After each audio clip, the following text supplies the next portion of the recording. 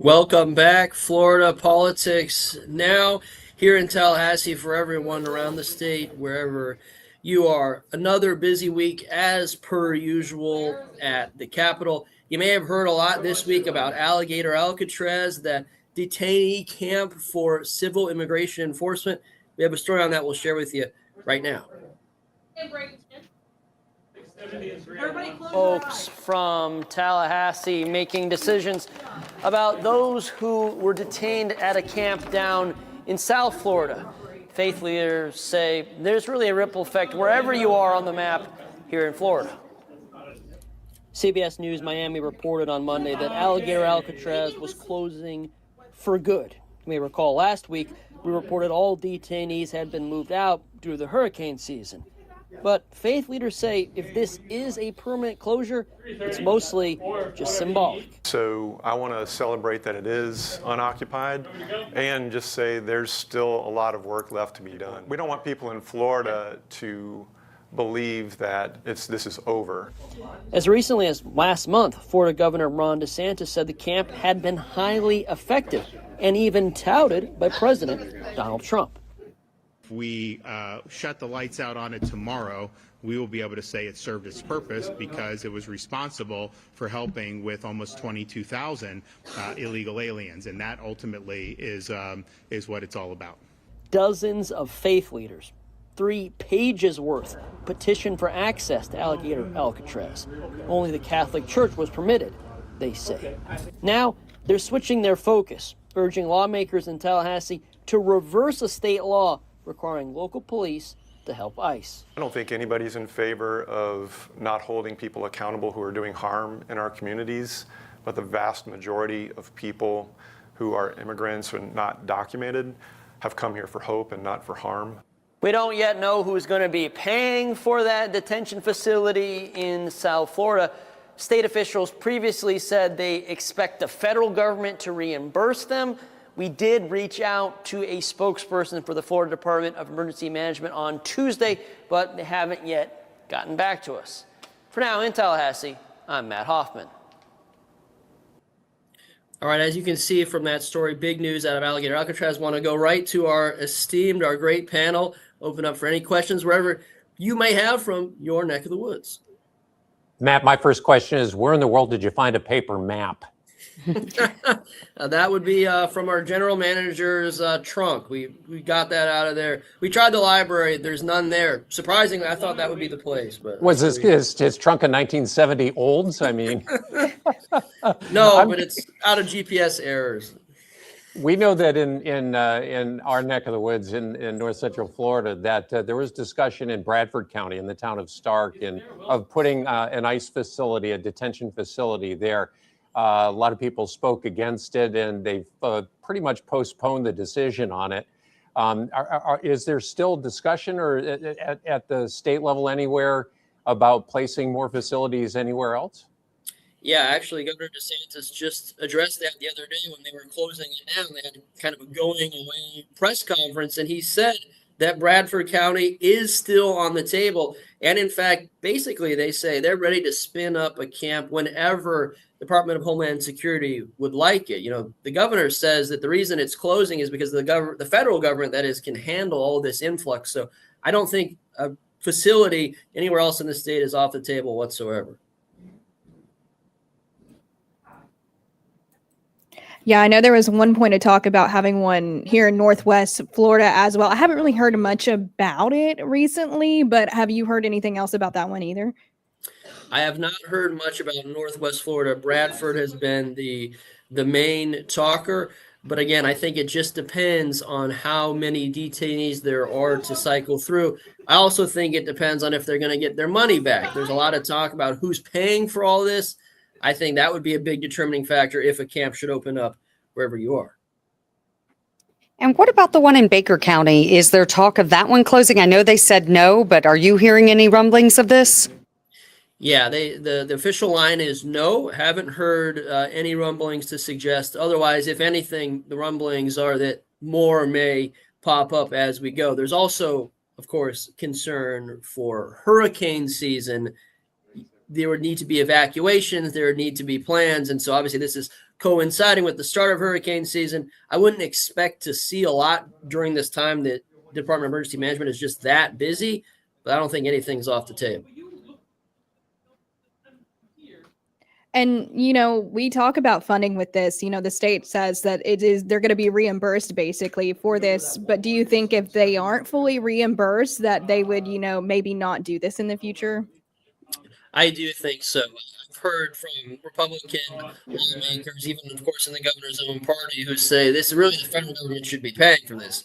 Immigration enforcement is largely a federal enterprise.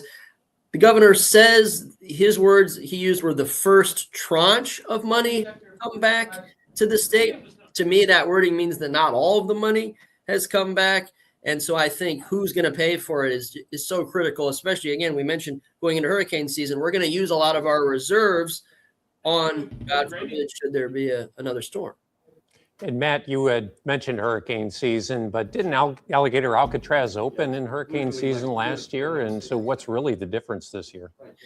Yeah, it did open during hurricane season, and the governor even addressed that. He was asked about it, and he said, look, we had a plan to evacuate everyone should it come to it. I think the key there is a lot of the money. We obviously are waiting on the state budget to also be signed and vetoed, and so I think it comes down to dollars and cents. Do we have the money to respond to disasters while we're waiting for whatever money is supposed to come down from the federal government?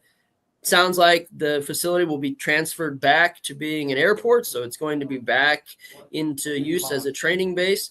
We'll have to wait and see how it plays out further down the road. Keep it simple. I'm not using mine, and I can get a key for it. All right, well, let's go ahead and take a quick break wherever you are. We'll be back in just a couple minutes.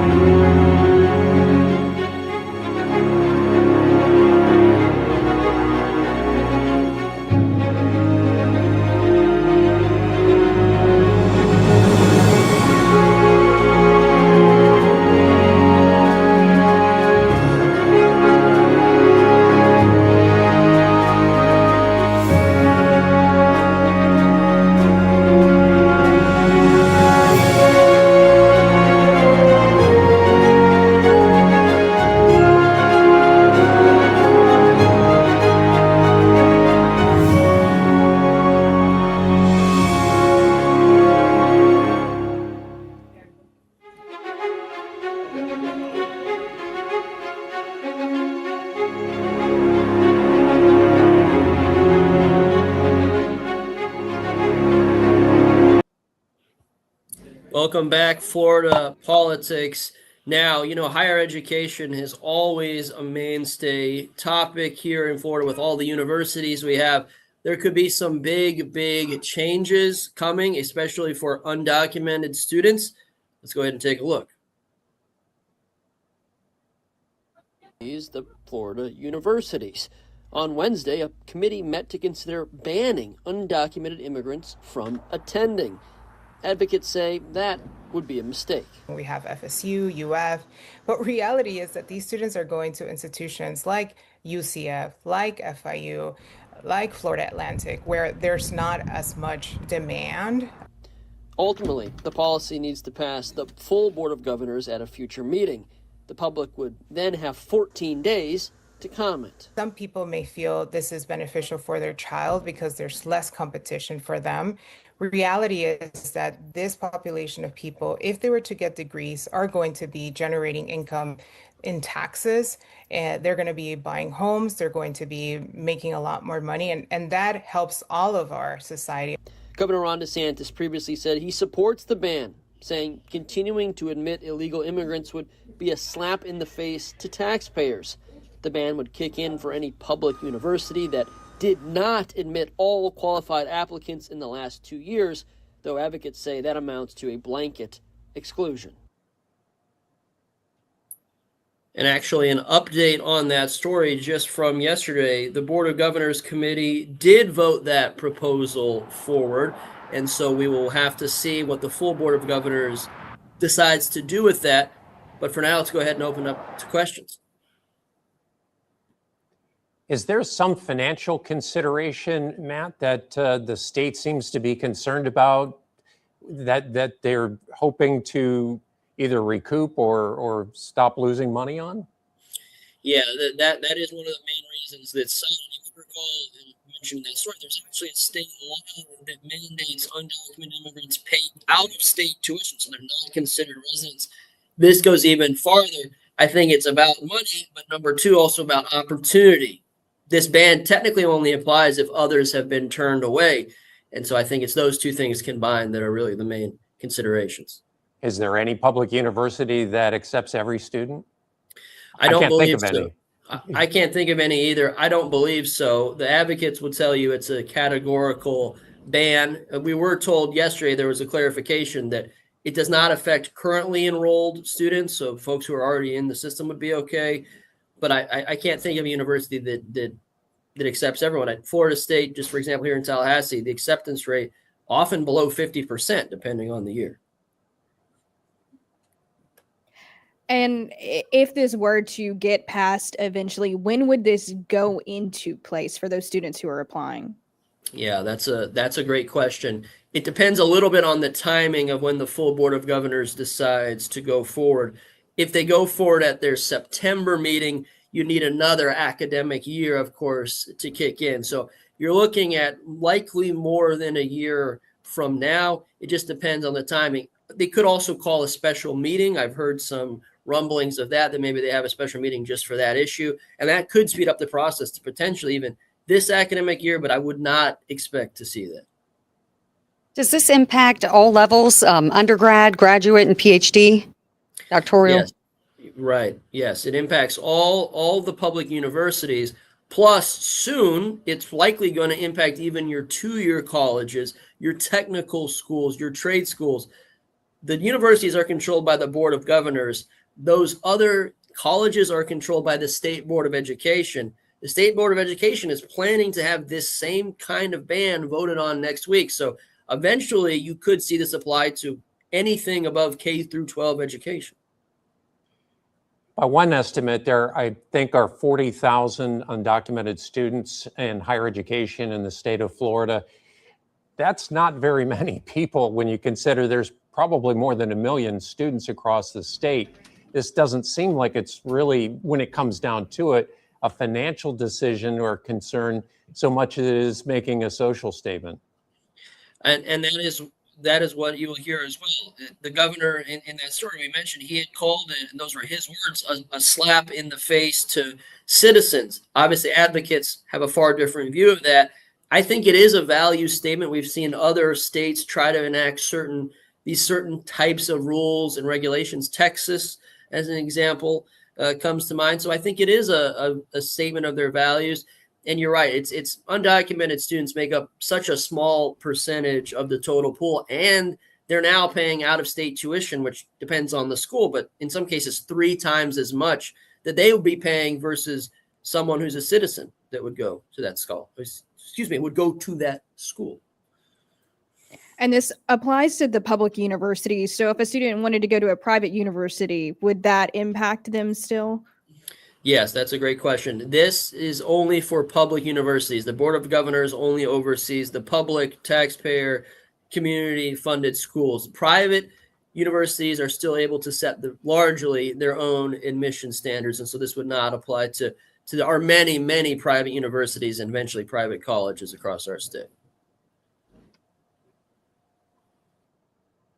Wonderful. Thank you all for joining us. Really appreciate it. Thanks to our wonderful panelists. Hopefully we taught you something this week, yet another busy week in politics, and we'll be back with you next time.